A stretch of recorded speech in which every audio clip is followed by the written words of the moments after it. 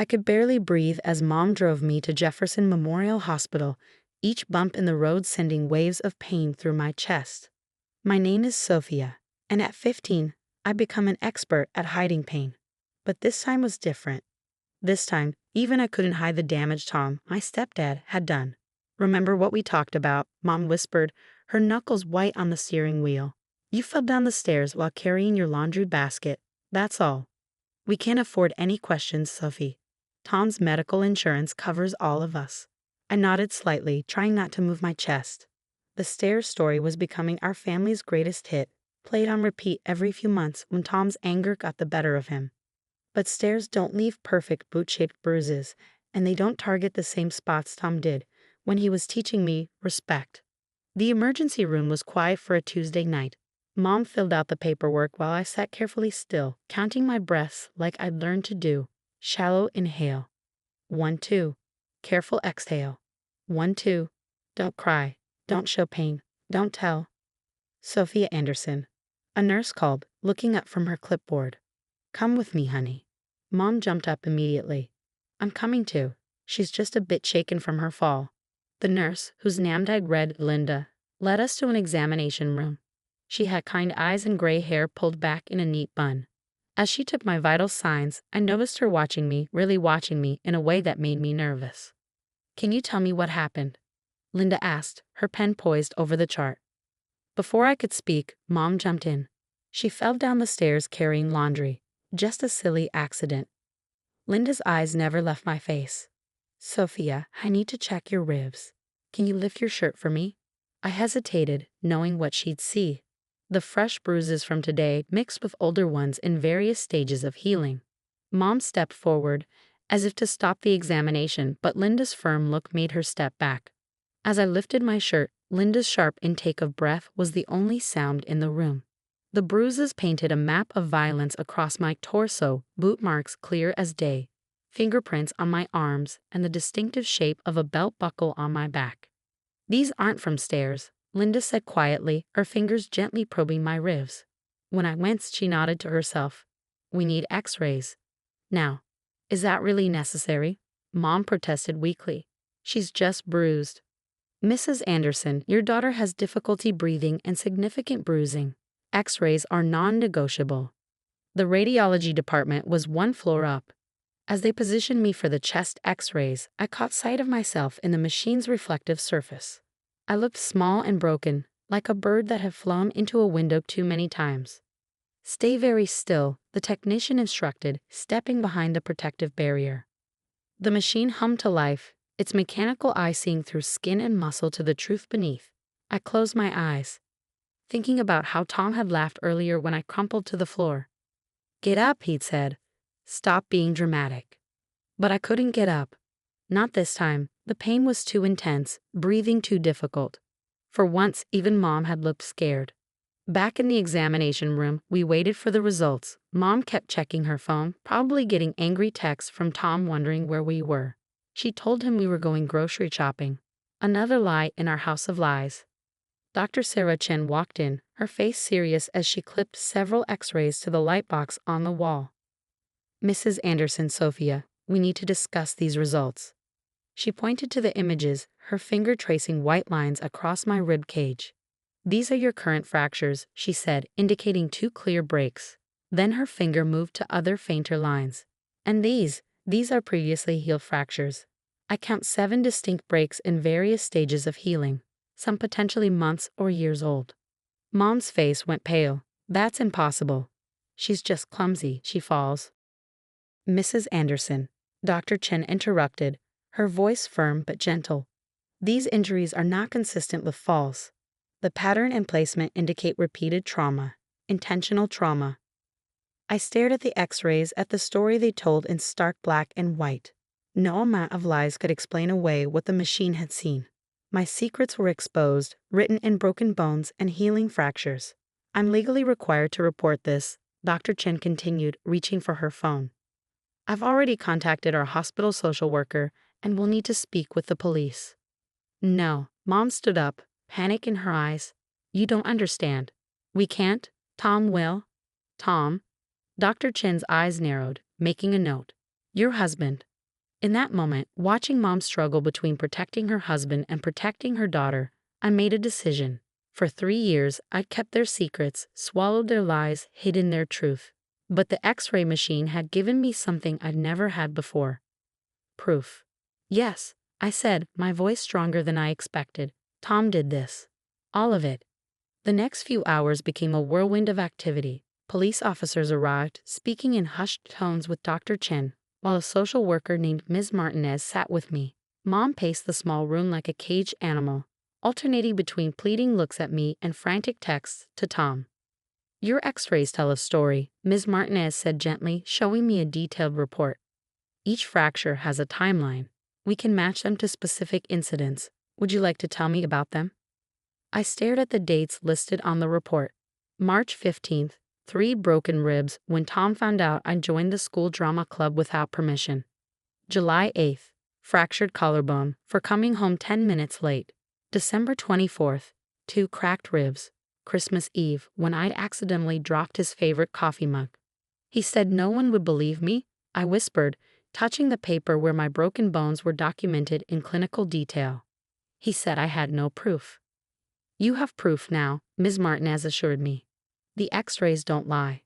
A commotion outside the room drew our attention. Tom's voice boomed down the hospital corridor. Charm turned up to maximum. I'm looking for my stepdaughter, Sophia Anderson. My wife called about an accident. Mom rushed to the door, but 2 police officers blocked her path. Through the small window, I could see Tom's familiar figure, still wearing his work suit, his face a mask of concerned parenthood. Sir, one officer said, we need you to come with us. Tom's facade cracked slightly. What's this about? My daughter had a fall. I'm here to take her home. Dr. Chen stepped forward, holding my x-rays.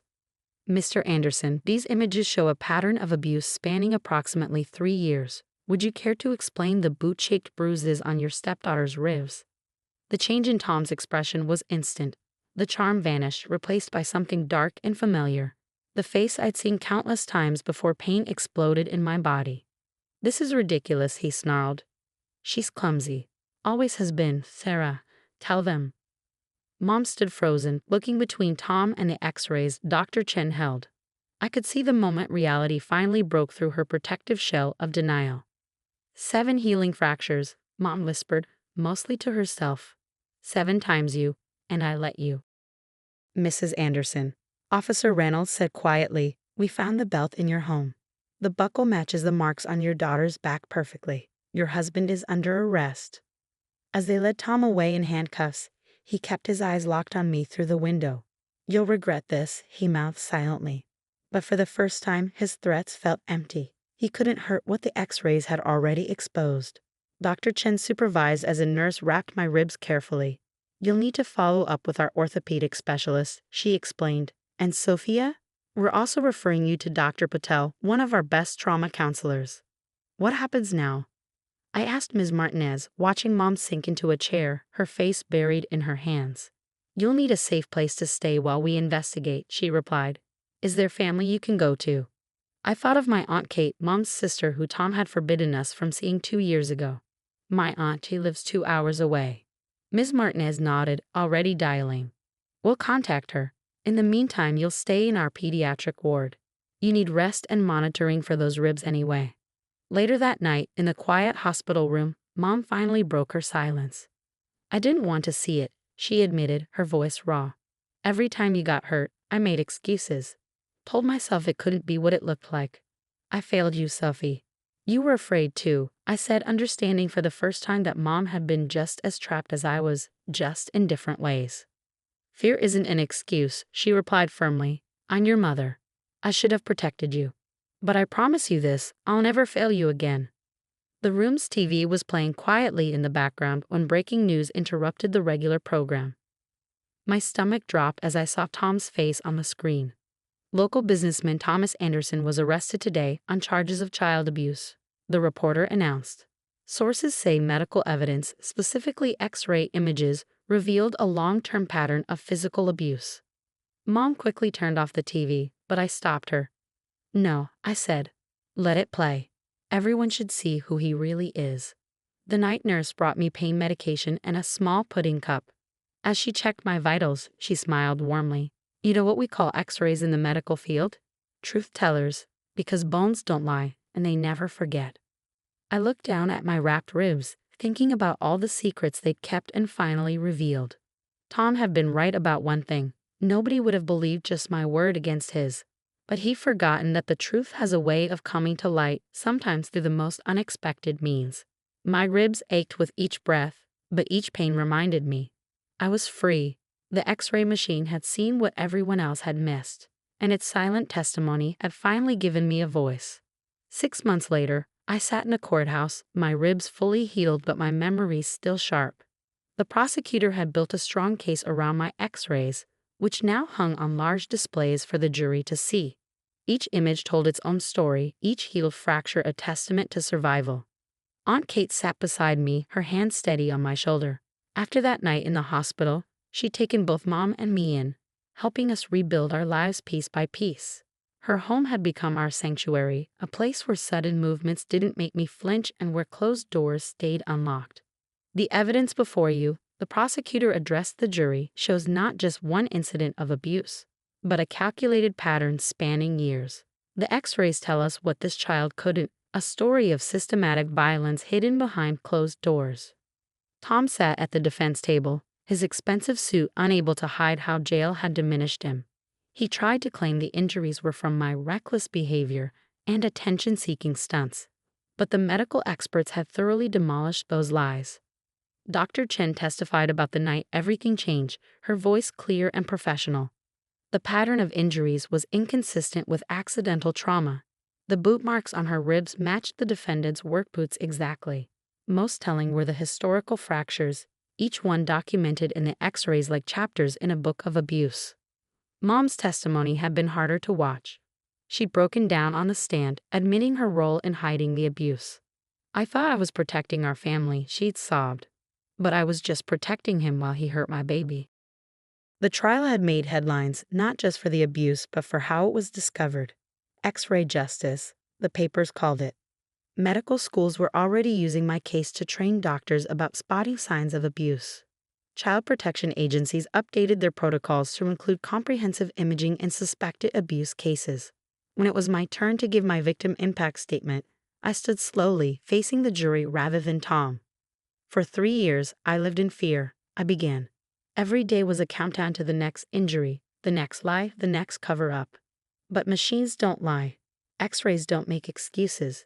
They simply show the truth, even when people refuse to see it. The jury took only 2 hours to reach their verdict. Guilty on all counts. As the judge prepared to announce sentencing, Tom's attorney made one last plea for leniency. Your Honor, my client has no prior criminal record. No, the judge interrupted, holding up one of my X-rays. He just wasn't caught. 20 years, with no possibility of parole for 15.